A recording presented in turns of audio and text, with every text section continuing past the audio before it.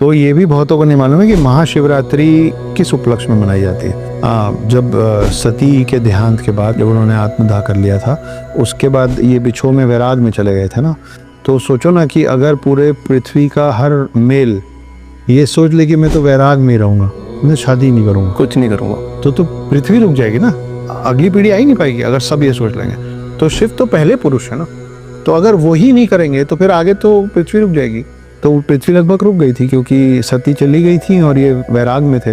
तो फिर तारकासुर करके एक राक्षस है, उसके बारे में आपके दर्शक ढूंढ के पढ़ लीजिएगा, नहीं तो बहुत लंबा हो जाएगा ये। पर ब्रह्मा जी से उनको ये वरदान मिला होता कि सिर्फ शिव के ही पुत्र के हाथ से तुम्हारा वध हो सकता है, नहीं तो तुमको पूरे ब्रह्मांड में कोई मार ही नहीं सकता।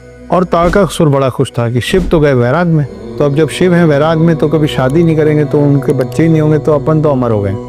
तो फिर वो बड़ा विध्वंस मचाया होता, पाप बढ़ते ही जाता। तो फिर पार्वती और शिव जी की शादी हुई, और शिव जी जब वैराग से निकल के वापस दाम्पत्य जीवन में, विवाहित जीवन में आ रहे थे, और जो उनकी बारात जिस रात निकली उसको कहते हैं महाशिवरात्रि। इसीलिए महाशिवरात्रि के दिन बहुत जगह अभी भी शिव जी का ऐसा पूरा झांकी निकलती है, उसमें बारात निकलती है, उसमें लोग नाच रहे हैं, भस्म रमे हुए हैं, उड़ा रहे हैं भस्म, ये सब होता है। तो महाशिवरात्रि हमेशा सुनते हैं, सुन लीजिए कि महाशिवरात्रि, तो उनकी विवाह की रात्रि को महाशिवरात्रि कहते हैं।